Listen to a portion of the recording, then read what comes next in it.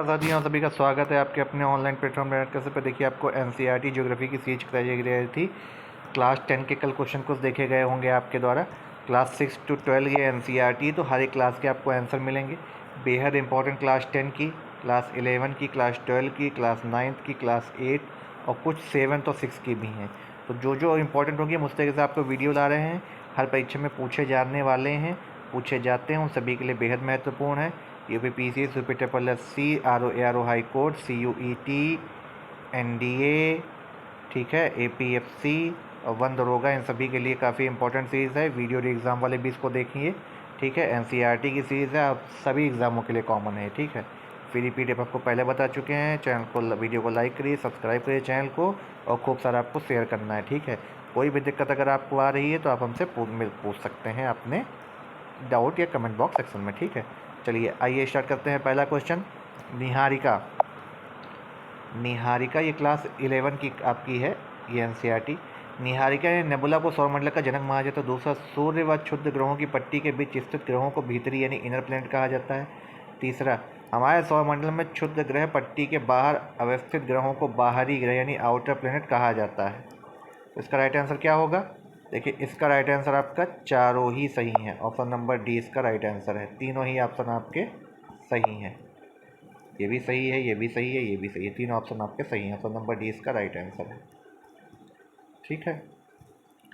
अगला कथन आपको दिया गया, बुध, शुक्र व मंगल ग्रह को पार्थिव यानी टेरेस्ट्रियल ग्रह कहा जाता है। कारण क्या है? बुध व शुक्र व मंगल ग्रह गैसों से बने हैं। इसका आपका जो है, इसमें आपसे क्वेश्चन पूछा जा रहा है क्या दोनों सही हैं? सही व्याख्या करता है। ये आज जब तक आपको डिटेल नहीं मालूम होगी इस क्वेश्चन को कभी मत टच करिएगा, ठीक है। क्योंकि अब देखिए अगर आप कह देंगे दोनों सही तो पता ही व्याख्या कर रहा है कि नहीं। अब इसमें क्या कहता है कि तो सही व्याख्या नहीं है। पहला सही है तो आर गलत है, ए गलत है तो आर सही है। तो ये अगर आपको डिटेल हो जाएगी तो कैसे कर पाएंगे? तो इसका राइट आंसर आपका होगा ऑप्शन नंबर सी, ए सही है, आर गलत है, ठीक है। कथन सही है, आर गलत है। ये गैसों से बने होते हैं, ठीक है। चलिए आइए अगला देखते हैं। आधुनिक समय में ब्रह्मांड की उत्पत्ति संबंधी सर्व सामान्य सिद्धांत बिग बैंग थ्योरी देखिए है, ठीक है। 1920 में एडविन हब्बल ने प्रमाण दिया कि ब्रह्मांड का विस्तार होगा। तीसरा, प्रकाश वर्ष दूरी का मापक है। बताइए कौन सा कथन सत्य है? तीनों ही सत्य हैं। प्रकाश वर्ष दूरी का मापक है, इन्होंने ही दिया था, और बिग बैंग की थ्योरी होती है, ठीक है। बिग बैंग की थ्योरी होती है।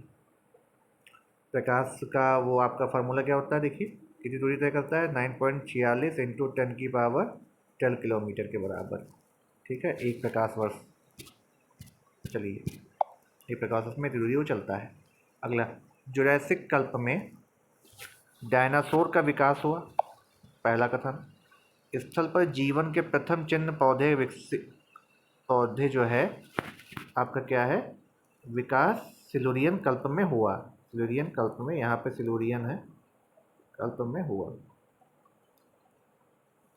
राइट आंसर आपसे पूछा जा रहा है कौन सा है, ठीक है।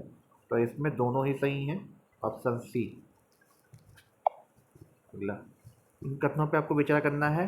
कैब्रियन कल्प में स्थल पर कोई जीवन नहीं था। रीढ़ की हड्डी वाले जीव और रेंगने वाले जंतुओं का विकास क्रिटेशियस कल्प में हुआ। बताइए दोनों में से कौन सा कथन सत्य है? ऑप्शन नंबर ए सही है। कैम्ब्रियन कल्प में स्थल पर कोई जीव नहीं था, ऑप्शन नंबर ए इसका राइट आंसर है। अगला, 5 क्वेश्चन हो गए थे 5 नंबर से। छठा, निम्नलिखित में से कौन से प्रत्यक्ष स्रोत से पृथ्वी की आंतरिक संरचना के विषय में जानकारी प्रदान करते हैं? धरातली, उल्कापिंड, ज्वालामुखी उद्गार और आकाशगंगा। बताइए कौन से ही प्रदान करते हैं? तो ये आपके केवल 2 प्रदान करते हैं। धरातली पिंड आपका ऑप्शन नंबर 1 और ज्वालामुखी उद्गार दोनों ही आपके प्रोवाइड करते हैं, ठीक है। इसका ऑप्शन दिया गया, पहला और दूसरा आपका सही है। चलिए अगला देखते हैं।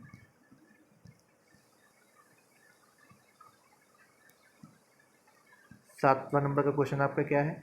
लेकिन में से कौन सा पृथ्वी की आंतरिक संरचना की जानकारी प्राप्त करने के अप्रत्यक्ष स्रोत हैं? उल्कापिंड, गुरुत्वाकर्षण, चुंबकीय क्षेत्र, भूकंप। बताइए कौन सा है? सभी हैं, ऑप्शन नंबर डी इसका राइट आंसर है। अगला,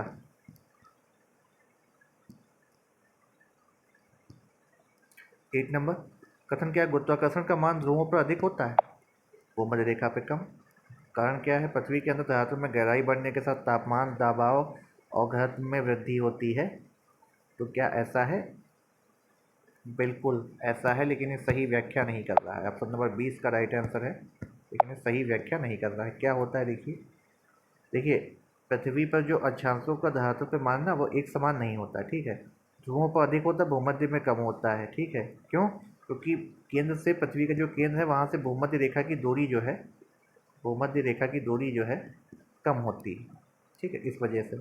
इसलिए गुरुत्वाकर्षण का मान ध्रुवों पर भूमध्य रेखा की अपेक्षा अधिक होता है, ठीक है। अगला, गुरुत्व का जो मान द्रव्यमान के अनुसार बदलता रहता है, ठीक है, इसलिए ये भिन्नता आपको देखने को मिलती है, लेकिन ये व्याख्या सही नहीं कर रहा है। तो इसका राइट आंसर क्या होगा? ऑप्शन नंबर आपका बी। दोनों सही हैं, लेकिन व्याख्या सही नहीं कर रहा। अगला, पृथ्वी के आंतरिक भाग से ऊर्जा निकलने के कारण भूकंपी तरंगें उत्पन्न होती हैं, पहला कहा जा रहा है। दूसरा, भूकंप पृथ्वी का वह स्थान जहाँ से ऊर्जा निकलती है एपिसेंटर यानी अधिकेंद्र कहा जाता है। सबसे पहले भूकंपी तरंगों को उद्गम केंद्र पर फोकस यानी पर महसूस किया जा सकता है। बताइए कौन सा ऑप्शन सही? केवल पहला ऑप्शन सही है, ऑप्शन नंबर ए। आंतरिक भाग से निकलने के कारण भूकंपी तरंगें उत्पन्न होती हैं, ठीक है। एपिसेंटर जहाँ होता है वो नहीं होता है, एपिसेंटर नहीं, उसको हाइपोसेंटर बोलते हैं, ठीक है। जहाँ से ऊर्जा निकलती है इसको एपिसेंटर नहीं हाइपोसेंटर बोला जाता है, अब याद रखिएगा, हाइपोसेंटर, ठीक है। एपिसेंटर क्या होता है?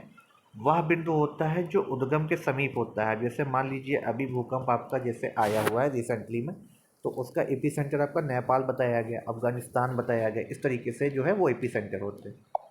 अगला, अगला क्वेश्चन है निम्नलिखित तरंगों पे देखिए, कौन सा कथन सत्य? पी तरंगे धातु पर सबसे पहले पहुंचती हैं, प्रकाश तरंगों जैसी होती, पी तरंगे ठोस, तरल एवं गैस तीनों में पैदाश निकल से होती हैं, पी तरंगों को प्राथमिक तरंगे कहा जाता है। देखिए भूकंप से रिलेटेड जुड़ा हुआ है, पी तरंगे जो होती हैं, तो इसका राइट आंसर आपका है केवल और केवल बी। पी तरंगों की प्रकृति प्रकाश तरंगों जैसी होती है, ठीक है।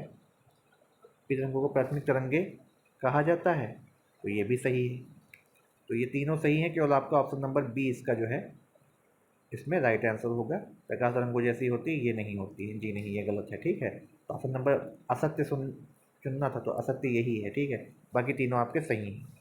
एक एस वेव होती हैं और डिस्ट्रक्टिव होती हैं एल वेव सबसे ज़्यादा, ठीक है, याद रखिएगा। तो चलिए मिलते हैं हम अगले वीडियो में, ठीक है। तब तक के लिए आप सभी से यह विराम लेते हैं, और वीडियो को खूब सारा लाइक करिए, खूब सारा शेयर करिए। जितना आप शेयर करेंगे उतना ही आपका बेनिफिट है। आपके लिए फ्री सारी PDF है, सारी तस्वीर आपके लिए फ्री रहेंगी, जल्दी आपको प्रोवाइड करा दी जाएंगी।